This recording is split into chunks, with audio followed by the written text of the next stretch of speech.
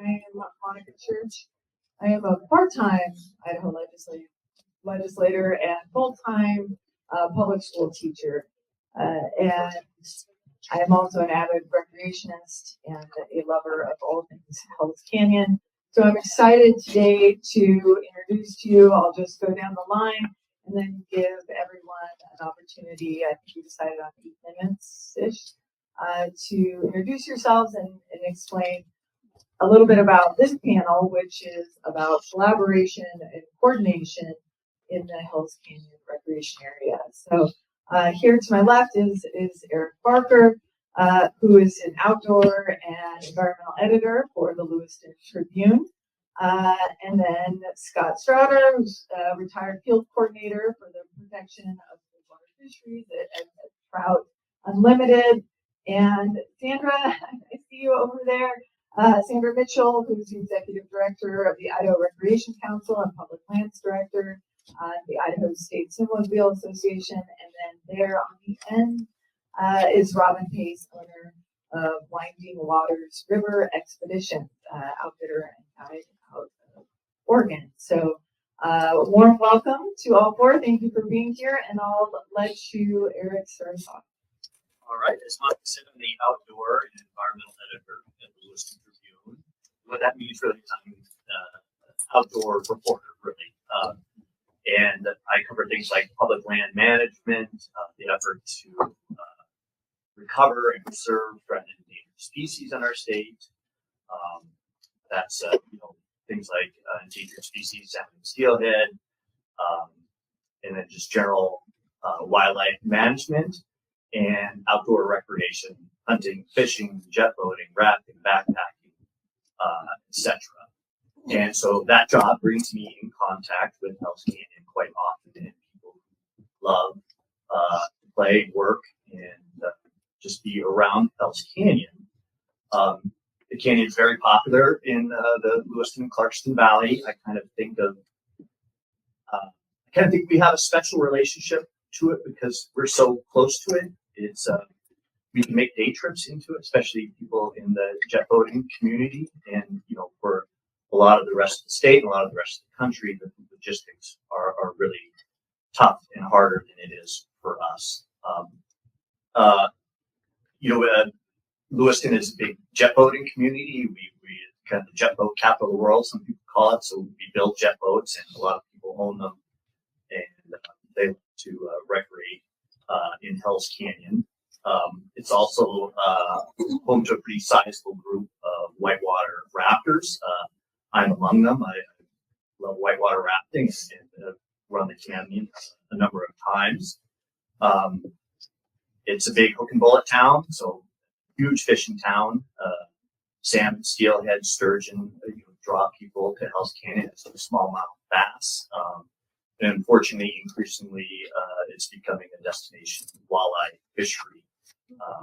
And that's just one more threat to salmon and steelhead if you don't know about walleye. People in Lewiston hike and camp as well. And the uplands of the canyon are a destination for them. It's the river is a very, very busy place. But as you all may know, the HCNRA is more than just the river. It's the uplands. I think Scott's going to talk some about that. But it can be quite. You can find solitude in the uplands, and you can get there pretty easily from Lewiston too. So that's nice. I cover a lot of the animals that live in there and how we manage them. Bighorn sheep, probably chief among the terrestrial species. Very dynamic species that people love to watch. Really dedicated group of people who like to hunt for them, and it's written a lot about the efforts to kind of have the bighorn population repopulate. And it's sort of an up and down story. It's been pretty good of late. They suffered from a disease spread by domestic sheep and had numerous die-offs. And although that issue hasn't been solved, the wildlife managers kind of live upon a management strategy that has improved things. People hunt deer and elk, and black bear, mountain lions in the canyon as well. It's full of chukar partridge, a species that I'm quite fond of pursuing, and Hungarian partridge as well. The canyon obviously is shaped by water, and water continues to be a big issue that I write about, how it's released from the dam, how much, when. It's something that takes up a fair amount of ink. Over the years, I've written about a lot of user group conflicts. That's mellowed out quite a bit now. There's not as much conflict between rafters and jet rotors as there has once been. But I will say, if you go to a public meeting, if the Forest Service hosts a public meeting, you're going to hear about, from jet rotors, you're going to hear about the motorless days. So that does come up. But mostly people do get along. And I think I like spending time in the uplands. Is my favorite way to use the canyon. But again, rafting is pretty special. I wasn't sure whether I was supposed to start or wait. I think as an educator, you say, I hear what you're saying, Eric, and I really appreciate your thoughts. And then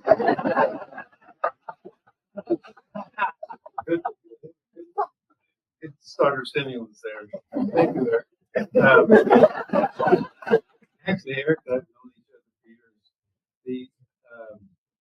I'm going to talk about the uplands a little bit more because there's been so much emphasis on the river, and the river is an important and a big part of Hells Canyon National Recreation Area. But there's, as most of you know, there's 660,000 acres in the National Recreation Area. I don't know how much of that is on the river, but I don't think the river as an area covers that much. It covers linear a lot of the canyon, obviously. But I got my first exposure to Hells Canyon was in 1968, and my dad and my brother went over there, and I went over there to hunt elk, and I was spellbound. It was a wonderful sight, still is. And I never forgot it. So during the 70s, after college and stint in the military, I went back with my brother and my family, and we had horses, but we were living in Western Oregon, so all you do with horses over there is feed them and shovel manure. So we started packing into Hells Canyon, and today, for the last 25 years, I've lived on the edge of Hells Canyon National Recreation Area above the rapid river, and so I've packed into and experienced both sides of both states sides of the canyon, and I wonder sometimes what would have happened to Hells Canyon without the National Recreation Area designation. And I think all of you know that it would probably been just like the rest of the canyon, that the dams would have been built that they talked about here today. And of course, right now there's in Hells Canyon proper, there's only about 3 major roads that go to it so that people can see it and enjoy it. And part of my later years, when I was involved with some of the planning, the Forest Service planning meetings in Hells Canyon, the controversy that Eric talked about between power boats and non-power floaters was still big, but I was interested in the upland, so I realized that the population of elk, deer, bighorn sheep, all the big game species, plus the chukars and stuff, were really dependent upon that habitat. And at the time, in the late 70s and through the 80s, a lot of research was showing the detrimental effect of navigable roads on wildlife. And so there was also a controversy in the uplands between roaded access and non-roaded access.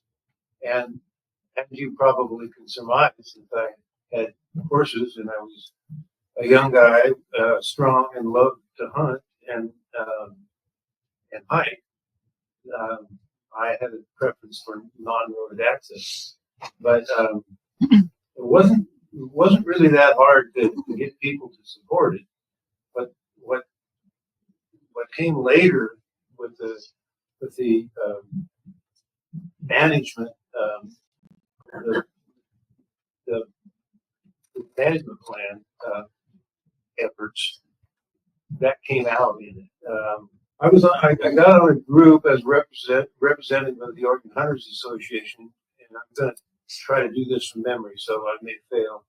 But the name of it was the Hells Canyon National Recreation Area Comprehensive Management Plan Tracking Group. I usually try to break that into two sentences because I can't remember the whole thing. And so we worked with the Forest Service. We worked with the Forest Service to help them form that first management plan. It took about 10 years. And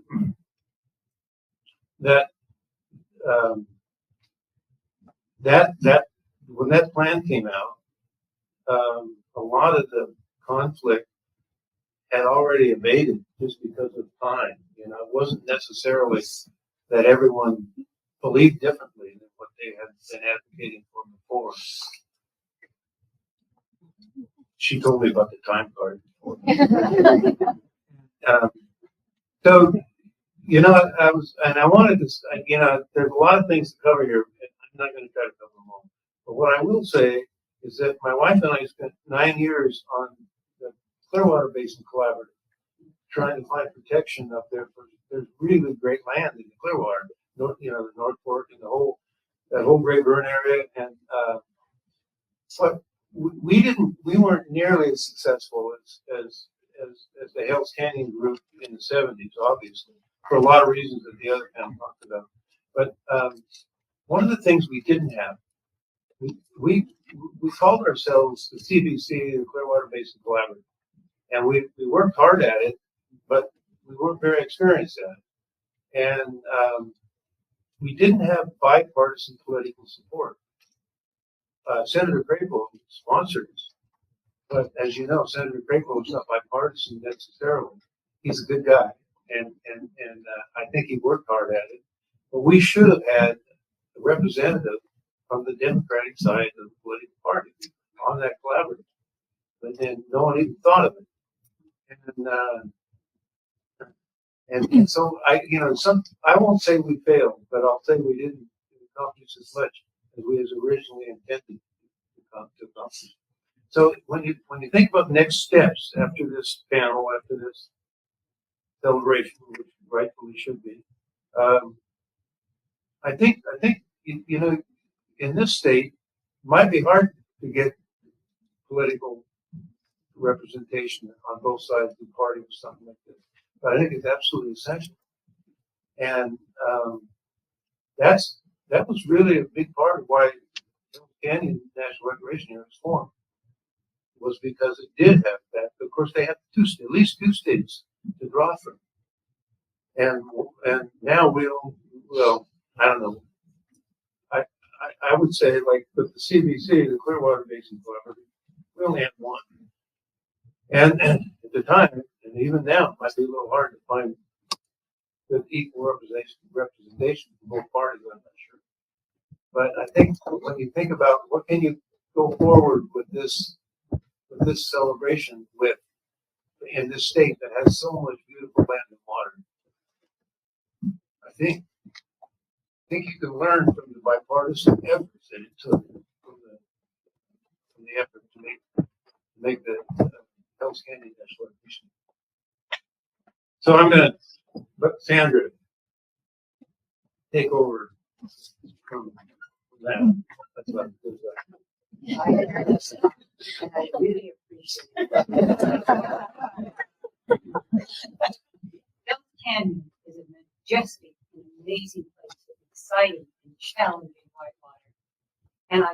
so enjoy telling my friends from Arizona that the deepest gorge in North America is deeper than the Grand. I enjoy both boating and rafting and have been involved in the management plans for Hells Canyon since the first one.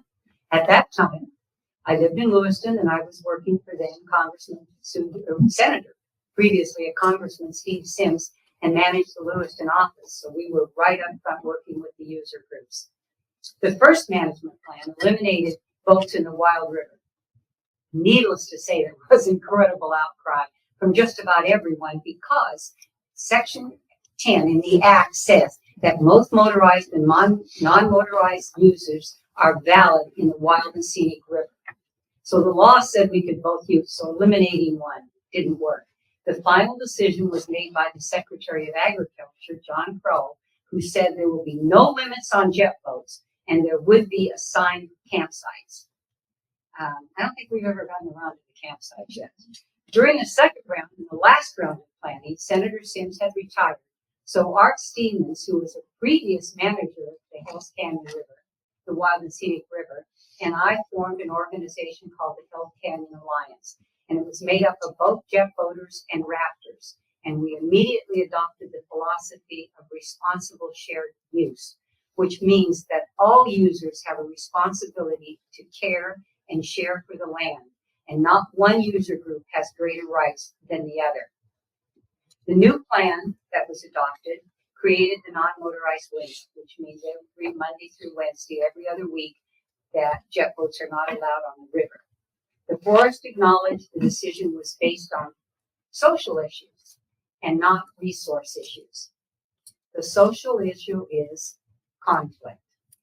The case has been made that jet boaters and rafters simply cannot get along. In my experience on the river, in working with rafters and jet boaters for years, there is no real conflict. There are some who would prefer not to share the river, but we see that issue on land-based sports too, with OHV, snowmobilers, backcountry skiers. That will always exist. Someone will prefer not to share. During the last planning process, the Limits of Acceptable Change Collaborative was created by the Forest Service to develop a recreation river plan. The plan that was projected and was proposed to the Forest Service was that 1 week would be motorized and the other week would be non-motorized. Do you think anybody in that group was willing to give up half of their summer season? No. It was quickly determined, let's share. That makes much more sense. The forest made the decision in the second plan that every other Monday would be closed to jet boaters. That plan remains today, and jet boaters and rafters still get along. In fact, they work together.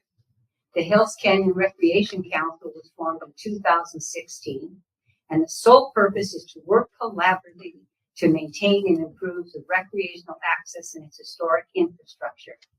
That group has an impressive record.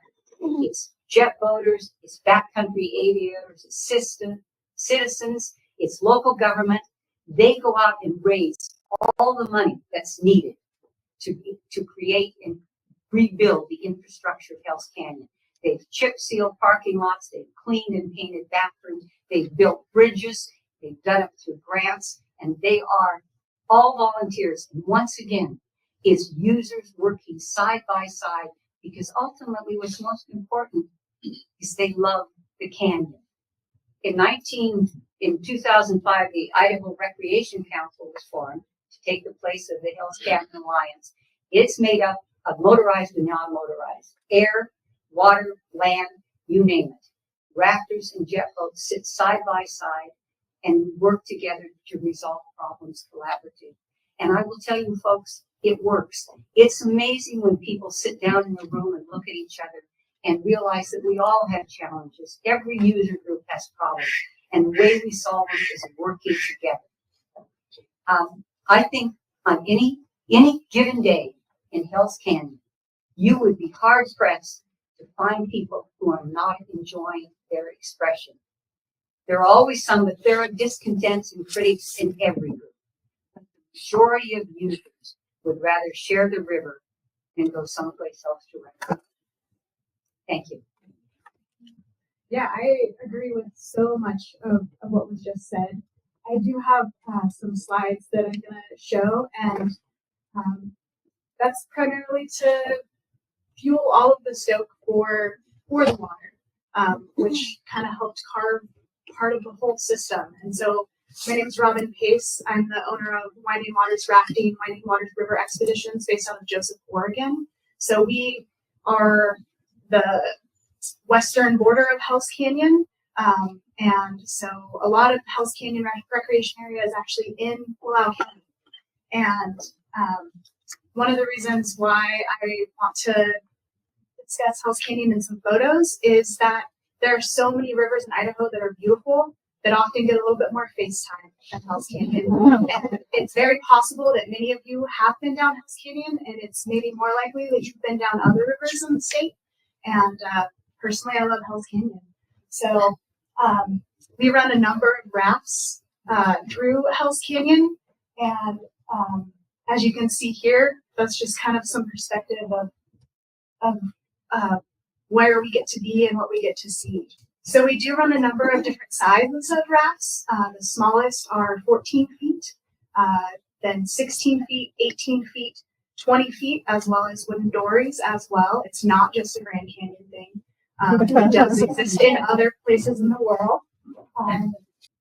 And this is a 20-foot gear boat. And part of what we do as recreationalists, there are some permanent in-holdings that are leased via the Forest Service that private entities are able to lease and utilize. But for the most part, all recreationalists in Hells Canyon are under leave no trace. So you take everything in and you take everything out. So this is a 20-foot gear boat that has everything from the bathroom to the kitchen sink.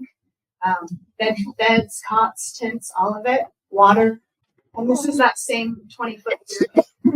That boat has 4-foot diameter tubes. And so that's a really large boat, and you can see how small it is in Hells Canyon. Again, technically the deepest canyon in North America. And this is a paddle raft.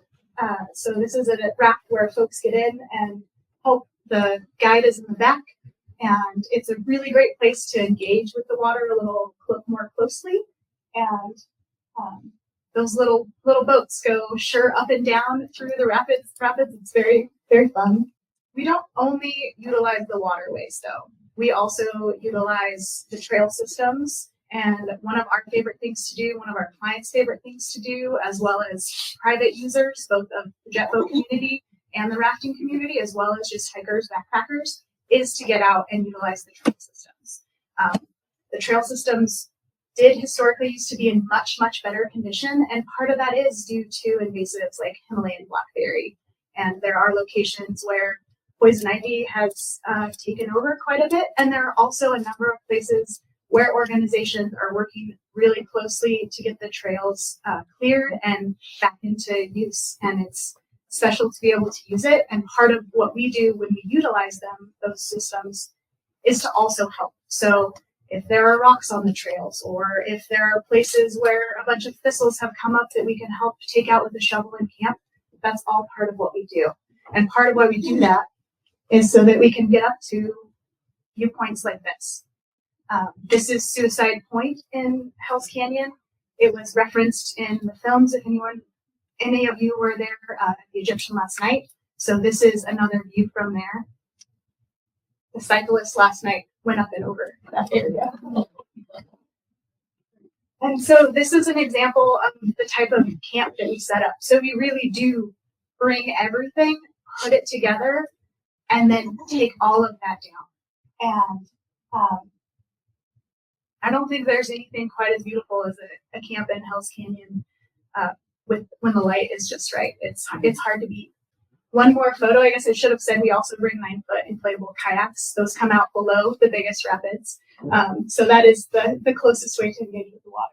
And then I want to talk about the confluence, because that's really what this panel is about. It's about bringing things together. How can we collaborate? What can we do about this? And so in this photo, this is looking upriver.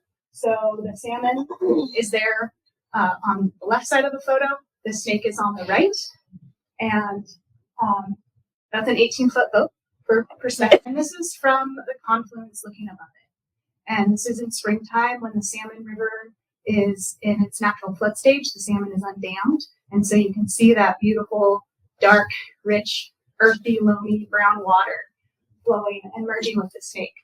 And if you are ever in Hells Canyon in that time of year, you would be shocked at how long it actually takes for the water to fully mix. It takes a long ways and a lot of coming together and a lot of breaking apart and a lot of coming together. And it sounds like glass and crystal because of all the sand. And so there's this beautiful musical quality that goes along with you as you're floating. And so with that, I want to talk about collaboration a little bit. And that definitely starts in 1855 with the Nez Perce Treaty of 1855, because the entire area of Hells Canyon National Recreation was in that treaty, is in that treaty. And where I'm based in Joseph, and the entire drive to get to the river is in that treaty as well.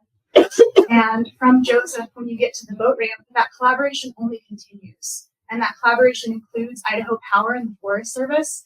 They've done a great job. They have an incredible team of folks who are there at the put-in and help people launch on the river. And again, this is regardless of whether you're in a jet boat, in a raft, private or commercial. They just have done a great job. The team that they have there right now is incredible. Maybe you've noticed I might be the youngest person who's spoken so far. So my experience and knowledge base really is in the doing of the thing. In the last 12 years, I've done roughly 100 trips down Hells Canyon in a raft. I stopped keeping a log years ago, but I know it's really close. So maybe I just did it and I'm about to take that 100th trip. Either way, that equates to 500 days living in the canyon in the last 12 years. And so, again, my expertise really is in the being there and in the seeing how the collaboration that's happening at these tables and in these rooms is happening down there in the canyon. And we get to talk to hikers along the way and see how that's impacting them. And we have a lot of jet boater friends. We utilize them a lot. And some of the ways that we utilize them is we will start trips and run folks down the river, and on the back end, we will either put them on a jet boat and they will go back up through all of the rapids, or they will go down through the rapids and pass this confluence and take out at Heller Bar, or Swallows in Clarkston, Washington. And one of the main ways that I think is most important for us is communication. And jet boaters are able to give communication to us, knowledge that they see up or down the river in a way that we haven't approached yet. And so that's one of the main ways that I've experienced direct collaboration. Okay, hopefully you'll already have some questions, and we'll have some individuals bring those up. You know, I want to start because I mean, I really appreciate this idea of responsible shared use, and we've heard a lot from you, especially you two on the end, about the conflict between jet boaters and rafters. But I'm wondering, maybe Eric, if you want to start. You know, multiple use means that there's going to be a lot of other conflicts, and you even mentioned that there's not as much conflict generally. You know, maybe what are some other conflicts that we would see that would need collaboration or coordination, or have seen collaboration or coordination in this area, either in the past or that you're seeing currently? Well, I think there's a lot of collaboration and coordination on fisheries and water management. I mentioned that Lewiston, you know, is at its base a fishing town, and one of the things I should have mentioned is that one of our favorite things to fish for are fall chinook, and those fisheries don't exist without the Nez Perce tribe. And Joseph showed that slide, the graph where the fall chinook numbers have just gone way up. It's a beloved fishery now, and especially right around Lewiston, but all the way up the canyon. And the same with coho, and the tribe literally went to court and fought the state to have those fisheries, to restore those fisheries. They did And so I think there's a lot of collaboration there, and in how the water flows through the Three Dam Hells Canyon complex is probably always going to generate a little bit of controversy. It still does. Some of the big jet boat tour companies struggle when water is really low, and the river just becomes more bony and more difficult for them to navigate. And I mentioned sheep before too, and I think there's some wonderful collaboration between Washington, Oregon, Idaho, and the Nez Perce tribe in efforts to restore sheep to the canyon. And there's been some real positive work there. Awesome. Well, we do have some good questions here. I'll start with one that's kind of near and dear to my heart. And is the young one on the panel. Maybe I'll start with you. Down on the end. This has, one of the challenges that we face in all things recreation, but especially in this kind of recreation, is the expense and investment required for both commercial and private trips. How do you suppose that we may be exposed the next generation to these areas, to these places, to provide for context and collaboration in the future with such a high expense? That's a really great question, and a question that's very much at the forefront of my brain, because getting people, and especially young people, down the river is very important to me. And there are a lot of cost prohibitive and skill prohibitive roadblocks in the way.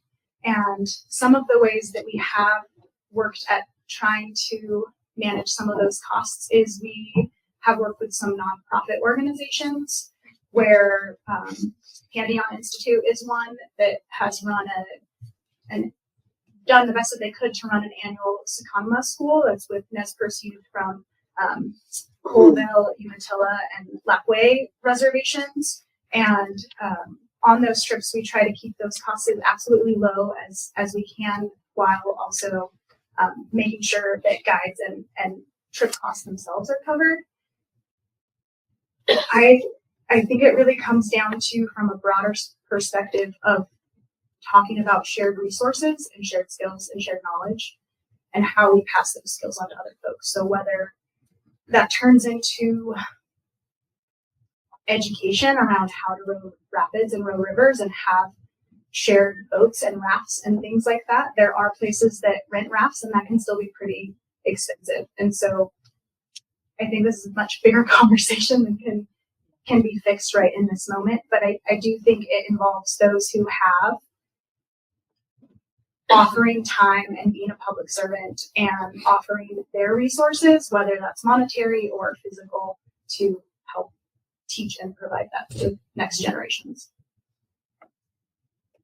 Thank you. And then Sandra, the jet boater among us, and maybe Scott too, in those early management plans. This from the audience asks about what kind of collaboration and coordination is being made regarding kind of the negative implications of the various uses, thinking about gasoline and other issues that come from jet boat use in the canyon. Well, I'm not sure that I've ever heard that brought up as a concern. Obviously someone has brought it up as a concern, and now it is a concern. That's never been the concern in limiting the use in Hells Canyon. Like I said, it wasn't a resource issue. It was based on a social issue. And that seems to be the predominant issue that is attributed to Hells Canyon. I don't think it exists to the extent that people say it exists. But I do think that the point that was in the previous question that was made, and I think it's of great value, is, and we have two just in the valley, in the Boise Valley, two huge jet boat organizations. You would be amazed at how many people in jet boats in Idaho. And it would be a good idea, and I'm going to suggest to them that they look at bringing young people into that canyon and letting them see for themselves what a glorious place we have that we have been given to enjoy. That's a good point. But I've not ever heard that as an issue to limit jet. Scott, any points about negative implications from kind of these collaborative efforts between? Was your question specifically about jet boats and non-motorized boats? Or? Well, it's about any kind of negative impacts from recreational use, including. Well, the only thing I would say was when I first started working as a hunter representative with the management plan, the reason was because as a representative of a hunter organization, there was pressure to put the canyon into a national park, and a lot of hunters, that is like saying California. I mean, it raises red flags immediately, you know, and so hunters said, "Well, you can't hunt in a national park," which isn't true, but that's what their perception was. So I volunteered to go over because of my love for Hells Canyon and work with the Oregon Hunter Association, which I was a life member of. And I did, and it quickly became apparent that it was just a few individuals that were really concerned about that. Mostly it wasn't an issue until it became an issue. So I think a lot of it depends on what's generated as interest, you know, politically and socially. So and then as we continue to work through the process with the Forest Service, it became apparent that, you know, that agency was well equipped as any agency to handle the management of those canyons. That leads us kind of into this next question. And it's a little similar to our first panel, but we have some maybe different ideas on it. Given the wild and scenic designation of the Snake River through Hells Canyon and its success in guaranteeing these multiple uses and the collaboration and the conditions that would lead to less and less of this conflict, do you believe that the Hells Canyon model could be used in other places? And if so, where? I'd like to speak to that, if I may. So, you know, the general answer I would give you is probably yes, but frankly, I spoke before about our failure in the Clearwater Basin based on not good diversification in our political representation, and I think the model that you're talking about that really worked with Hells Canyon was that diversification of representation and the lack of polarization that compared to today's political environment that existed then. So it's a great model if you can emulate it. You know, the problem would be trying to recreate that same situation. I don't think you can do that. But I don't know. I've been out of this a long time, and I'm thankful of it. So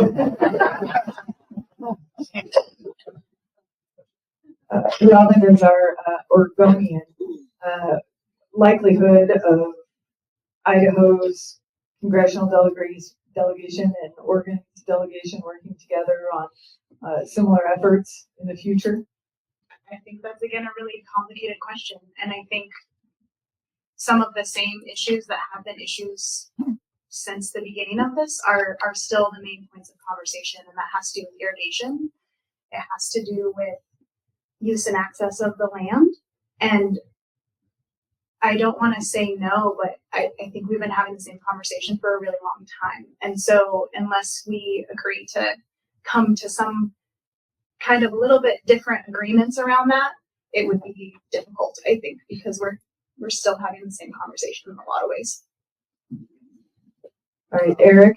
Yeah, I think we're kind of searching around for a new model, but I will say within Idaho, one thing that that bridges the partisan divide is when public land is threatened. when there's proposal for a huge land trade, or more and more we're hearing about the possibility of federal land being sold. That brings Idahoans on both sides of the political party together, and it's not just Idaho. It happens, I think, all over the West. People tend to live in this part of the country, love the outdoors, and see it as a real attribute, and they want to protect it. So it's maybe something that a model could be built around. Eric, as we're looking into the future, I want to take what you just said, maybe ask it of everyone, but we'll start with you. So what are some of the conflicts that you see in the future? Certainly an administration discussing the selling off of public lands, but what are some others that may bring us all back together that we could prepare for and maybe try and mitigate now? Well, how much we're going to support the public lands. The fire is a huge issue, and it's sucked up a lot of money for agencies like the Forest Service, and some of the recreational facilities and infrastructure have suffered because of it. There's a lot of great organizations now that are helping the Forest Service kind of steward trails and special places. And unfortunately, that's kind of become, it was thought that work would be additive, and now it's kind of compensatory. I think, how we're going to manage and how we're going to support the public lands and how we're going to manage the recreation is a tension point, but also, a place where there could be some solutions coming together. Anyone else want to speak to future possible conflicts that you could see on the horizon that would need attention today to avoid, potential issues in the future?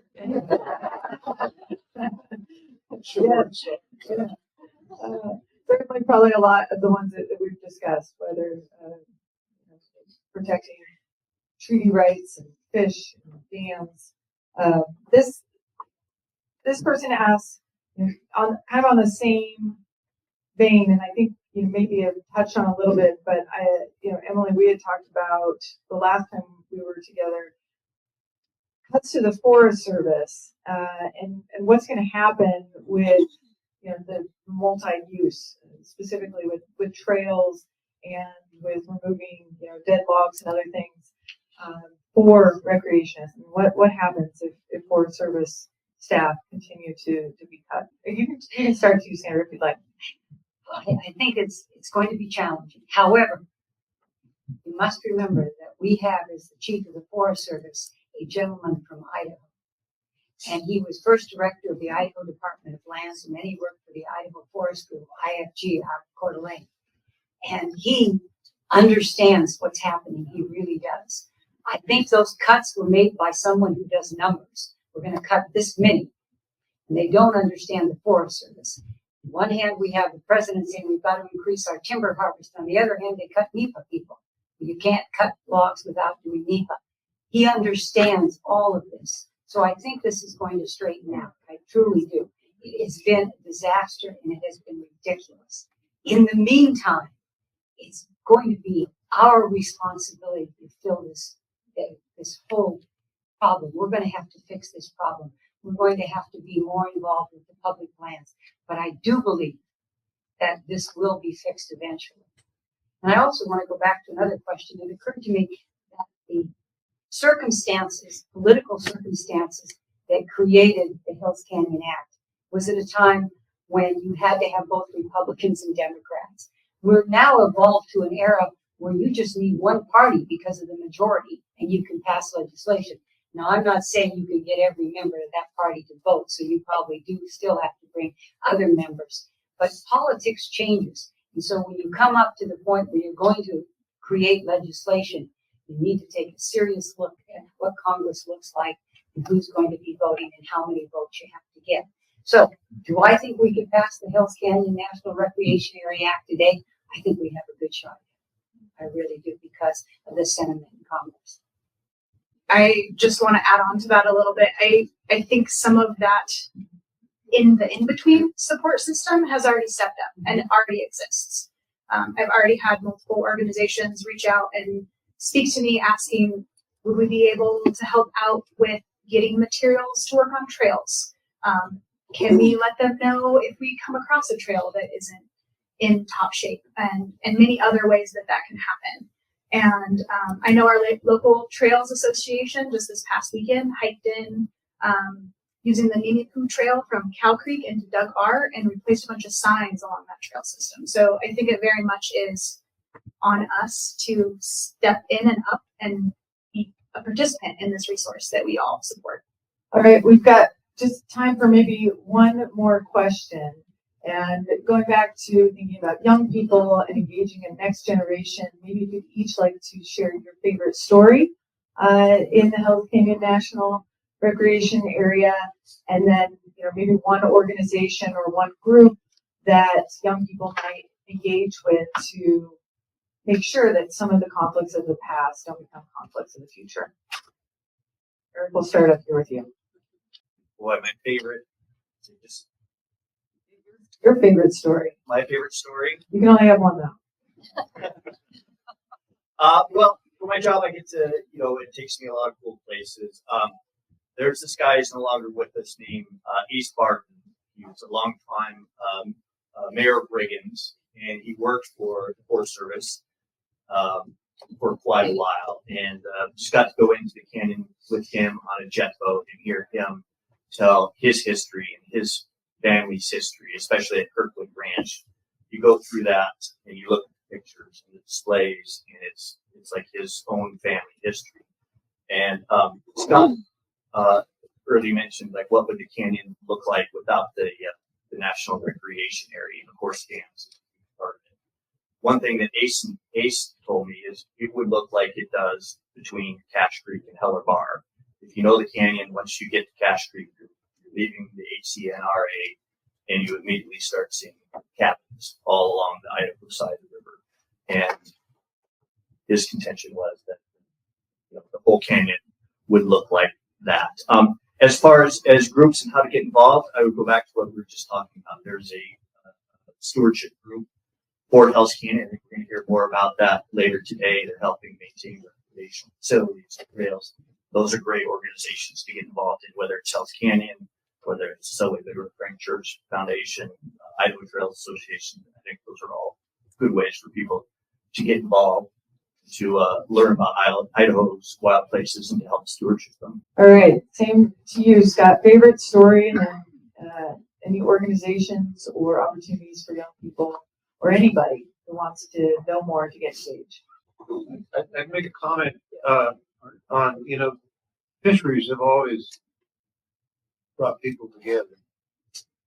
Fishing, angling, whatever, has brought people together, and I think the potential for the Snake River to provide that has always been there.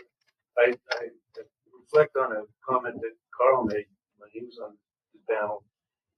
He said, if I remember correctly, sacrificing salmon for the common good. I'm puzzled by that, because to me, salmon have always been the common good. And how can you sacrifice something? It's like sacrificing gold for your wedding band or something. I don't know. There was such a mindset then that the common good was power and power and power. And when you have a mindset that says you got to sacrifice, and it's like shooting your mother for motherhood. And you just can't do that. So I think we ought to think about that. What Joe said this morning about his dedication to the fisheries is really important. I mean, it's essential. You can't lose that in the site with Hells Canyon. The magnificent scenery and the river and all the ways we use it are all important, but the salmon were there before the native people were. And so I think language matters. So I think we need to be careful about using salmon as a tool to help define itself. anyway, it just struck me as, I don't mean to be critical, but it just struck me as wow, I'd never heard that before. To be clear, that was what a lot of powerful people from the 1930s Exactly. and 1960s said. Not that I agree. No, I was trying to use that as an example of where people's heads are nowadays. They aren't, it isn't there. Thank you. Sandra, same question? If anyone wants to get involved in making Hells Canyon safer, better, cleaner, all they have to do is on the Idaho side, get a hold of Marty Gardner. It's on the website. It's the Idaho Hells Canyon Recreation Coalition. They do trips into Hells Canyon. So not only do you get to do a lot of work, which is really good for the canyon, you get to take a trip into the canyon. And the people who do the food, which would be the whites over there, are incredible cooks. The food is amazing. It's really a good trip, and we get hiking organizations, all kinds of organizations. So they're set up and ready to do it, and they use raft and to do it. So please, it's Marty Gardner. It's the Hells Canyon Recreation Coalition. And my favorite story in Hells Canyon, the first management plan was completed, and it was good for the users. And the jackboat community got a hold of me. I was in the congressional office and said, we want to thank Steve Sims for his involvement. Could we take him up the river on a jet boat? And I said, oh, I know Steve would love that. So the time comes, we go up the river, we go all the way to the dam, we're headed back, we go through the big first rapid, and Steve says, stop for a moment. Sandra, let's put on life jackets and float through the next rapid. And I said, are you nuts? We're going to be fun. And I said, okay. So I put on my life jacket, and then they give us the instructions. You keep your legs out, because if you hit a rock, you want to crush your legs, not your chest. And I pointed out, I did not want to crush my legs or my chest. I said, I'll do this under one condition. You're in front, I'm holding back, and you never let go of me. Because this man can walk through a minefield and never hit a mine. And he said, okay. We jumped off, and we went through, and it was one of the big rapids. And I'm telling you, I have never been so terrified in my life. I went through water, I went in circles. It was unbelievable, and I was praying the whole time. And we survived, obviously. I got back on the boat. He said, let's do it again. He said, that's my greatest memory of Hells Canyon. Well, I'm going to plug two organizations that I think would be really important to get involved with. And the first is Pantheon Institute, and they do focus on bringing Indigenous Native youth down the river. A lot of them are Nez Perce. Some of them are Cayuse, Umatilla, Walla Walla, because this isn't just solely one tribe. There's a lot of folks who are part of that area. And the other would to be Greater Hells Canyon Council as well. And so those are the two organizations I would plug. And my favorite memory of Hells Canyon has been sparked because of this conference. It also involves a little bit of terror, but differently. So in 2017 was a really high water year in Hells Canyon. When we launched from Hells Canyon Dam, it was approximately 55,000 cubic feet a second. To put that into perspective, a cubic foot is a basketball. So when you draw a line across the river, every second past that line, 55,000 cubic, or 55,000 basketballs every second. That's how much water.